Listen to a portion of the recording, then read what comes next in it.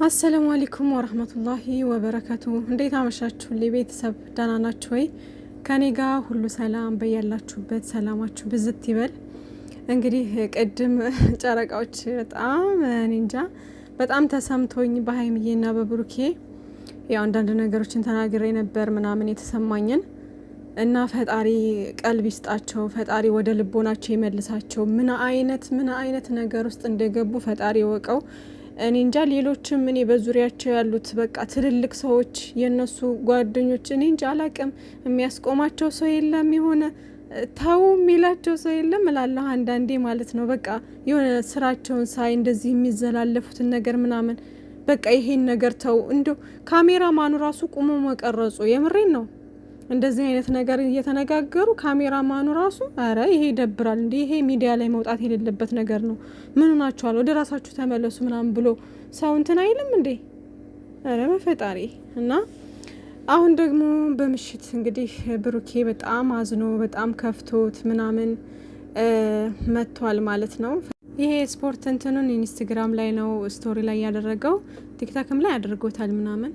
ከዛ በተጨማሪ ደግሞ አንዳንድ ጥቅሶችንም እንደዚህ አንዳንድ እንትኖችንም አድርጓል። እና በህይወቴ እኔ ምን እንደሚያስፈራ ታውቃላችሁ? ሰው ተላምዶ መለየት በጣም ከሚከብደኝ ነገር ቢኖር ይሄ ነው። የምሬን ነው የምላችሁ። በጣም በቃ ከባድ ነገር ነው ውዶቼ፣ በጣም ይከብዳል። እና በተለይ ይሄ በፍቅረኛ ደረጃ ምናምን ይከብዳል። እንደዚህ በጣም ተላምዳችሁት ምናምን በጣም ይከብዳል ውዶቼ። እንኳን አይደለም በዛ ማለት ነው። እዚህ አረብ ሀገር ላይ ስንኖር ጓደኛ ምናምን አብሮን የሚሰራ ሰው ምናምን ያጋጥመናል አይደለ?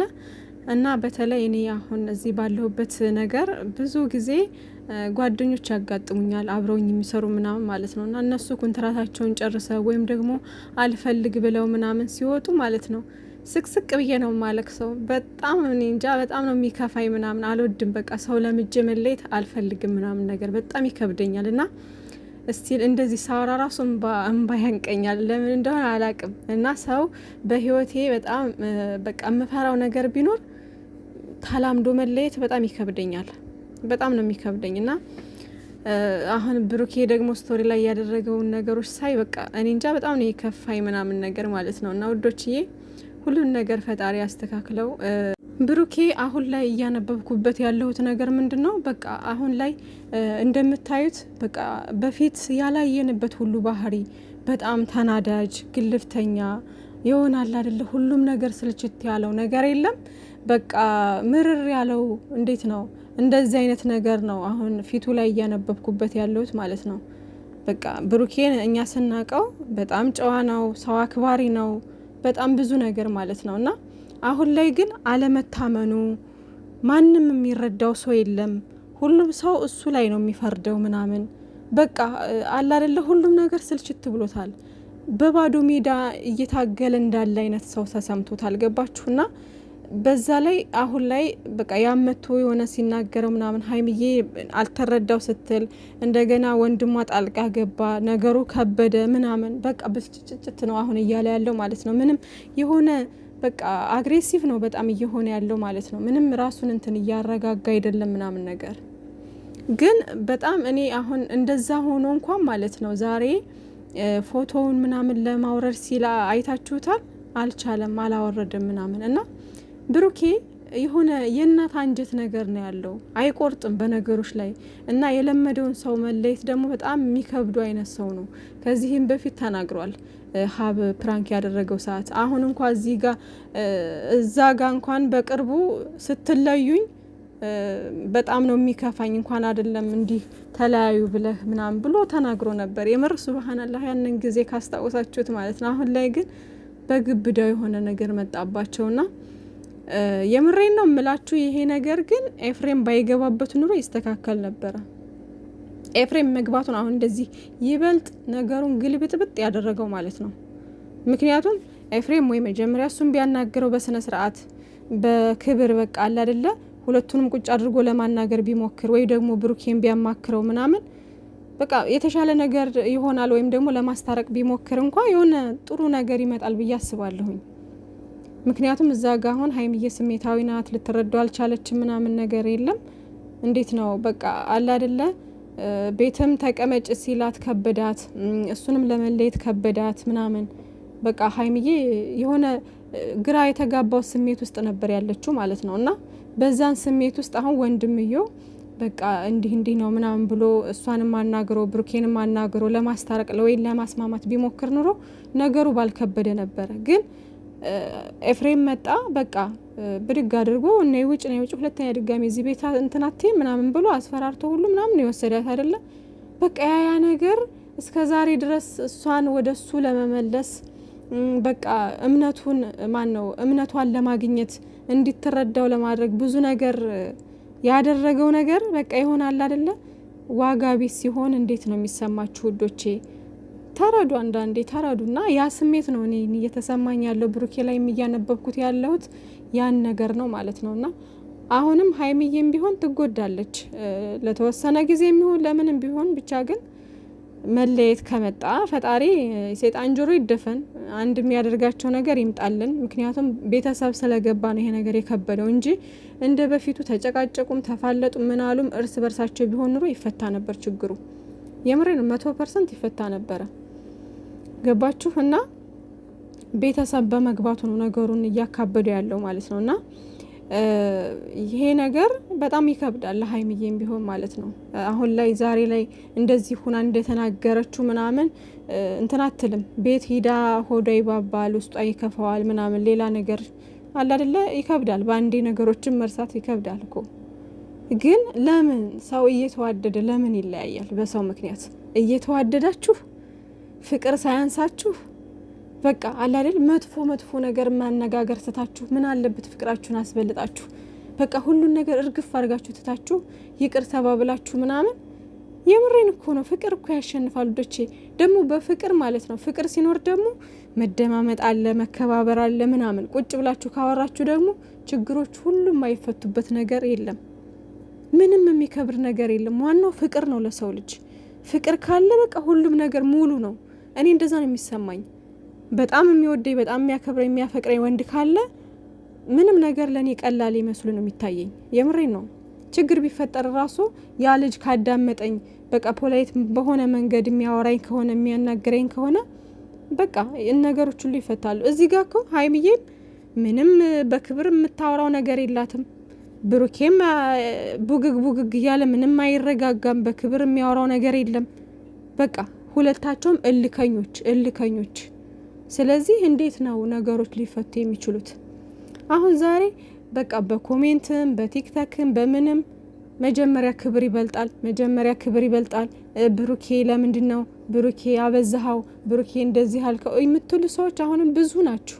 ሲጀመር ማንን አከበረ? ሶስቱም ምንም ስለ ክብር ምንም ነገር እኔ ሲከባበሩ አይቻቸው አላቅም። ክብር ሲሰጡ አይቻላቅም። ሶስቱም ሀይሚዬም ብሩኬም ኤፍሬምም አሁን ላይ ማለት ነው ምንም እየተከባበሩ አይደለም። ኤፍሬምም ብሩኬን አያከብርም፣ ብሩኬም ኤፍሬምን አያከብርም፣ ሀይሚዬም እንትናን ብሩኬን አታከብርም። አለቀ። ምንም በክብር እየተወራሩ አይደለም። ማናቸው እስኪ በክብር ያወሩት? ማናቸው እስኪ በክብር የመለሱት? እኔ ምንም እየታየኝ አይደለም በክብር ሲወራሩ። አንዱ የሆነ ነገር ሲዘን አንዱ በረድ አይልም።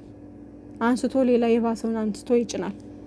አንዱ እንትን ሲል ደግሞ አንዱ መጀመሪያ አሁን ኤፍሬም ብሩኬን ቢያከብር ኑሮ ብሩኬ እንደዚህ ነው ለምንድን ነው እንደዚህ የምታደርገው? እኔ እስከ ዛሬ ድረስ እናንተ ትፈታላችሁ እያልኩኝ ችግሮችን ዝም አልኩኝ፣ አለፍኩኝ ነገሮችን። ግን ልትተው አልቻልክም። ምንድነው ችግርህ? ነገሮችን ለምን አታስተካክልም ብሎ ከሱ በቃ እሱ የውስጡን የስሜቱን የተሰማውን ነገር በዛ አይነት መንገድ መግለጽ ይችላል። ከዛ ብሩኬም ደግሞ በክብር ይመልስለታል። ገባችሁ?